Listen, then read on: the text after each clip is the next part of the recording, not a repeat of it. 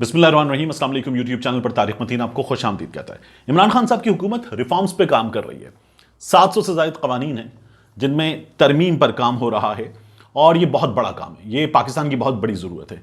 एक सादा मिसाल यहाँ से शुरू कर लीजिए कि हमारे यहाँ फौजदारी कानून, पीनल कोड्स जो हैं उनमें और उसके अलावा जो कानून से मुताल्लिक़ मामलात हैं उनमें तरमीम इतनी ज़रूरी है कि अगर वो ना हो तो हमारा सिस्टम चल नहीं सकता और कई जगहों पे रुका हुआ है। यानी मैं आपको एक सादा सी मिसाल दूं, ये कुछ अर्सा पहले की बात है, मुझे कराची में मालूम हुआ और लाहौर में भी मैंने यही सूरत हाल देखी। ये आपने देखा है अंदरून के इलाकों में, कराची में, ओल्ड सिटी एरिया में जब जुलूस वगैरह होते हैं ख़ासतौर पर मुहर्रम में, तो पुलिस अहलकार आपको घोड़ों पर नज़र आते हैं। और मेरी एक बार बात हुई पुलिस के कुछ आला ऑफिशियल्स से, उन्होंने कहा इन घोड़ों के लिए चारा और इन अहलकारों की ड्यूटी के लिए जो अलाउंस है उसका कानून 1900 से पहले का मौजूद है। जब हमारे यहाँ गोरा मौजूद था तो उस वक्त का कानून मौजूद है, उस वक्त के इस सिलसिले में प्रोविजंस हैं और वो अब तक मौजूद हैं। उस वक्त मोटरसाइकिलों पर पुलिस अहलकार नहीं होते थे, गाड़ियाँ नहीं थी, तो उस वक्त घोड़ों पर पुलिस अहलकार होते थे। घोड़े के चारे के पैसे, पुलिस अहलकार के पैसे उस वक्त से मौजूद हैं। और हमारे यहाँ ऐसी बहुत सारी चीज़ें हैं जिनमें कोई तरमीम नहीं हुई, कवानीन हैं जिनमें कोई तरमीम नहीं हुई, और ये एक बहुत बड़ा मसला है जिसको हल करने के लिए पाकिस्तान तहरीक इंसाफ की हुकूमत काम कर रही है। हमने ऐसे केसेस देखे कि जिनमें अशरों मामला अटका रहता है, 30-30, 40-40 साल मामला अदालत में अटका रहता है। बाप केस करता है, बेटा आता है, पोता केस लड़ रहा होता है अदालत में। हमारी ऐसी मिसालें मौजूद हैं। ये फिल्मी लगता है कि तारीख पर तारीख, लेकिन हमारे यहाँ हकीकतन ऐसी मिसालें अदालतों में मौजूद हैं। केसेस के फैसले हमारे यहाँ नहीं हुए हैं। तो इमरान खान साहब की हुकूमत क्या कर रही है, ये अगर मैं आपके सामने रखूं तो कुछ मिसालें जो हैं वो आपके लिए बड़ी ज़बरदस्त होंगी। मुल्क की तारीख में पहली मरतबा फौजदारी कवानीन में जो तरामीम हो रही हैं उनमें कानून शहादत में इस्लाहात का निफाज हो रहा है। अब अगर कोई शख्स वीडियो शहादत देगा तो वीडियो बनाने वाले शख्स की अदालत के सामने पेशी की शर्त खत्म हो जाएगी। हमारे यहाँ होता है, लोगों जान का खतरा महसूस करते हैं, सामने इतने ताकतवर लोग होते हैं, तो जो शख्स वीडियो एविडेंस दे रहा है वो पेश हो, ये ज़रूरी नहीं होगा। इसके साथ साथ FIR के इंदराज में शफाफियत और आसानी, ये बहुत बड़ा मसला है। लोग जाते हैं, FIR नहीं कटती, बड़े बड़े लोग जाते हैं और FIR नहीं कटती। गलत FIR की सूरत में अब 5 लाख तक जुर्माने की सजा होगी। अच्छा, एक सही FIR नहीं कटती, दूसरा गलत FIR लोग कटवाते हैं, वो आसानी से कट जाती है। पैसे खिलाते हैं और पैसे खा के हमारी पुलिस जो है गलत FIR मिनट्स में काट देती है, बंदा उठाने पहुंच जाती है। ऐसी मिसालें मौजूद हैं। दुरुस्त FIR के इंदराज से इनकार की सूरत में अदालत के बजाय SP के पास अपील की सहूलत, ये भी हुकूमत करने जा रही है। और इसमें जो बहुत अहम है, अहम तरीन है, वो ये है कि फौजदारी मुकदमात को 1 साल से कम अरसे में निपटाया जाएगा। ट्रायल का फैसला ज़्यादा से ज़्यादा 9 महीनों में कर दिया जाएगा और उसके बाद जो अपील है उसका फैसला ज़्यादा से ज़्यादा 6 महीने में कर दिया जाएगा। तो ये बहुत ज़रूरी रिफॉर्म्स हैं। क्यों ज़रूरी है, मैं कुछ मिसालें पाकिस्तान की आला अदालतों से कुछ केसेस की आपके सामने इस मौके पर ज़रूर रखना चाहूँगा। ये BBC उर्दू है और BBC उर्दू कहता है कि पाकिस्तान में मौत की सज़ा पाने वाले हर 5 में से 2 अफराद बेगुनाह होते हैं, एक रिपोर्ट के मुताबिक। और BBC ने यह स्टोरी की थी 20 अप्रैल 2019 को। अब इसमें जो आदाद शुमार सामने आए हैं, इसके मुताबिक 2014 से अब तक 500 अफराद को फांसी पर चढ़ाया गया है, लेकिन मौत की सज़ा पाने वाले हर 5 में से 2 कैदियों को गलत सज़ा दी गई या वो बेगुनाह थे। इस सिलसिले में एक तंजीम काम कर रही है। इस रिपोर्ट में बताया गया कि एक साहब के मजहर फारूक, इनके मुकदमे का ये तंजीम हवाला देती है। इन्होंने जेल में 22 साल गुजारे, 22 साल। इन्हें नवंबर 2017 में पाकिस्तान की सुप्रीम कोर्ट के 3 रुकनी बेंच ने कत्ल के उस मुकदमे से बरी किया जिसमें उन्हें 18 साल पहले सजाए मौत सुनाई गई थी। BBC से बात करते हुए मजहर फारूक साहब ने यह कहा कि हाई कोर्ट में उनकी अपील की सुनवाई के लिए उन्हें 11 साल का इंतजार करना पड़ा। हाई कोर्ट तक उनकी अपील सुन ली जाए, 11 साल का इंतजार करना पड़ा। बात नहीं बनी तो फिर वो सुप्रीम कोर्ट पहुंचे, वहां दरवाजा खटखटाया, मगर वहां भी इंसाफ की बारी आते आते 10 साल उनके तंग और तारीक कोठरी में गुजर गए। फिर ये इसी रिपोर्ट में हवाला है, चिन्योट की एक खातून है रानी बीबी, इन्होंने 19 साल जेल में गुजारे और फिर लाहौर हाईकोर्ट ने इनको नाकाफी सबूत और नाकिस शवाहिद की बुनियाद पर बाइज्जत बरी कर दिया। ये हमारी अदालतों के मामलात हैं। कराची में अदालत ने कत्ल के केस में गिरफ्तार मुलजिमा को इंतकाल के बाद ये खातून गिरफ्तार हुई और इन पर इल्ज़ाम था ये इंतकाल कर गई और इनकी मौत के 7 महीने बाद ख़ानदान के 4 अफराद समेत इनको बेगुनाह करार दिया गया। ये 10 जनवरी 2022 को कराची की अदालत ने जुर्म साबित ना होने पर इनका फैसला सुनाया। साइमा फरहान नामी खातून और इनके घर के 4 अफराद, मगर ये खातून जो थी वो गुजर चुकी थी। सुप्रीम कोर्ट से बरी होने के बावजूद 2 भाइयों की फांसी हो गई। ये बहुत बड़ा मामला। कुछ अर्सा कबल सुप्रीम कोर्ट से सजाए मौत के कैदी को, ऐसे कैदी को 20 साल कैद भुगतने के बाद जब बरीयत की नवीद सुनाई गई तो पता चला कि मौसूफ बरी होने से, अदालत ने कहा आप बाइज्जत बरी, तो बरी होने से 2 साल पहले ही जिंदगी की कैद से आज़ाद हो चुके। कुछ रोज़ कबल ना सिर्फ पाकिस्तान की, अब इस रिपोर्ट में लिखा है, बल्कि दुनिया की अदालती तारीख में एक ऐसे वाक़े का इंकिशाफ हुआ जिससे इंसानियत के सर शर्म से झुक गए। सुप्रीम कोर्ट से बरी होने वाले कत्ल के 2 मुलजिम जिनका ताल्लुक रहीम यार खान से था, उन्हें सुप्रीम कोर्ट से बरी होने से 2 साल पहले ही मामला अदालत में था और अदालत सुन रही थी, लेकिन ये फांसी चढ़ा दिए गए। इस संगीन जुर्म का मुजरिम जो कोई भी हो, लेकिन फांसी बेगुनाह चढ़ने वाले 2 भाइयों की जिंदगी वापस नहीं लाई जा सकती।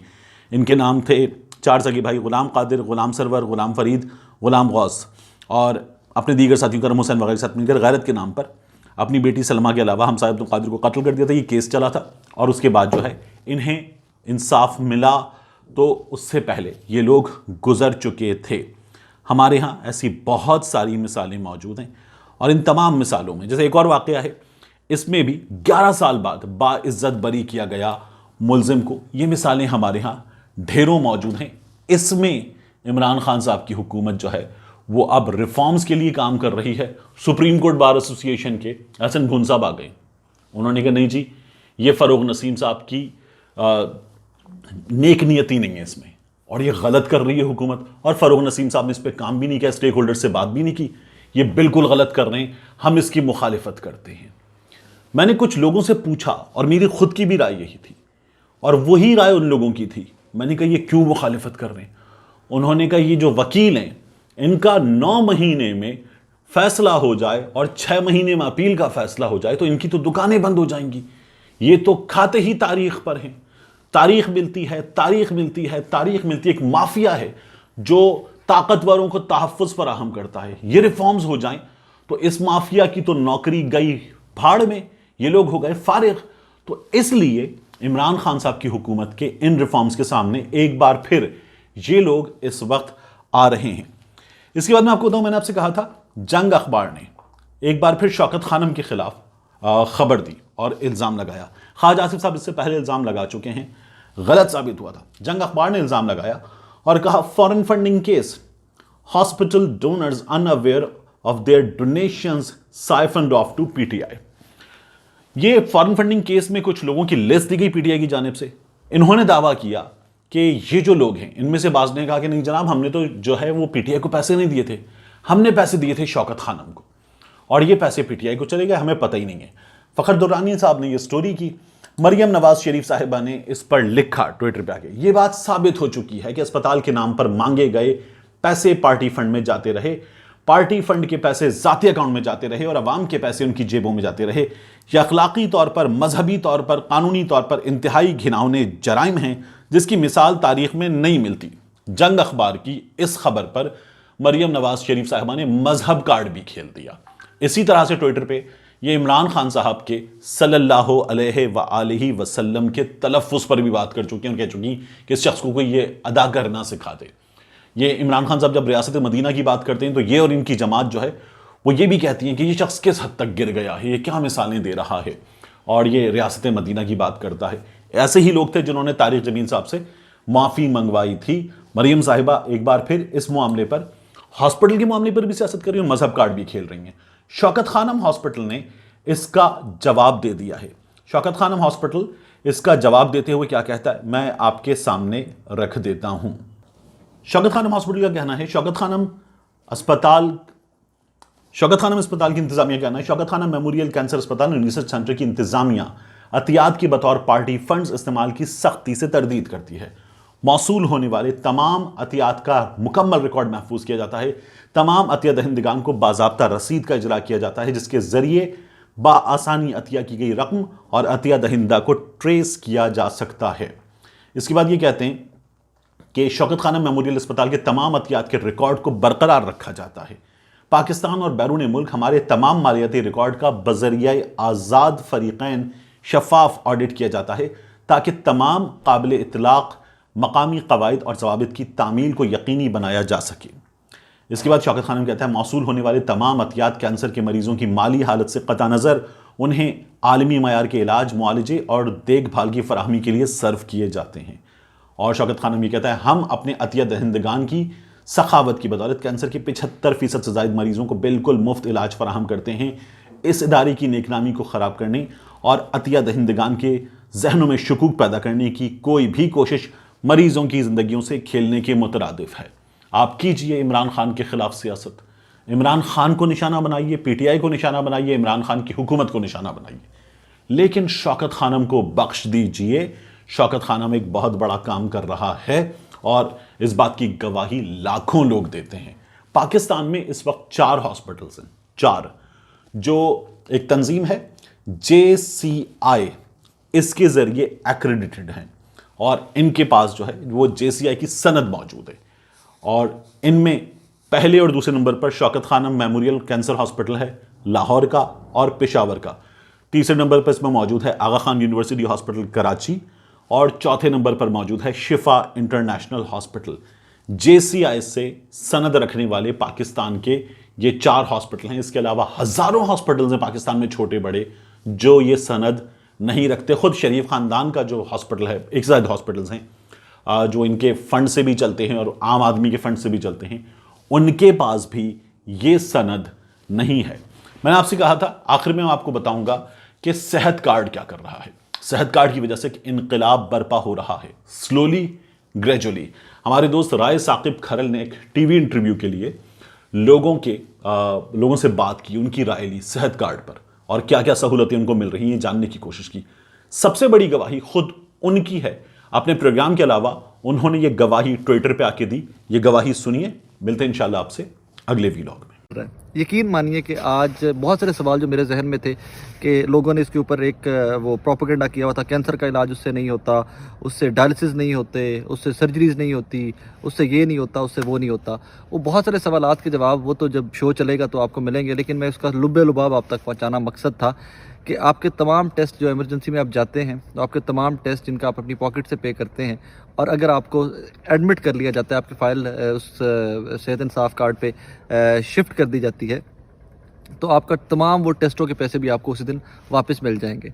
इसमें साथ ही साथ खूबसूरती ये है कि बहुत सारे हॉस्पिटल, प्राइवेट हॉस्पिटल जिनके लिए आम आदमी का दाखिला ही बंद था, वहाँ उनके बाहर से नहीं गुजर सकते थे, उसमें नेशनल हॉस्पिटल है, उसमें सर्जीमेड है, उसमें हमीर लतीफ़ हॉस्पिटल है, पूरे पंजाब के प्राइवेट बड़े हॉस्पिटल जो हैं आप इस कार्ड के थ्रू, इस प्रोग्राम के थ्रू वहाँ से इलाज करवा सकेंगे। और उसमें मज़ीद ऐड कर दूँ कि ये सिर्फ एक ख़ानदान के लिए 1 साल के सिर्फ 10 लाख नहीं है, 10 लाख इंश्योरेंस कंपनी पे करेगी और अगर आपका बिल 10 लाख से ऊपर चला जाता है तो वो हुकूमत पंजाब और नेशनल गवर्नमेंट पे करेगी। साथ ही साथ कैंसर का ट्रीटमेंट भी हो रहा है, डायलिसिस भी हो रहे हैं, सर्जरीज भी हो रही हैं, इसमें हर किस्म का इलाज जो है वो हो रहा है। ऑफ कोर्स डेंटिस्ट्री कहीं भी पूरी दुनिया में कहीं भी वो इंश्योरेंस कवर नहीं करती, तो ऑब्वियसली डेंटिस्ट्री और उस किस्म के जो इलाज हैं वो इस पर नहीं होंगे, लेकिन 90% जो इलाज होता था वो तमाम के तमाम इस कार्ड के थ्रू होंगे।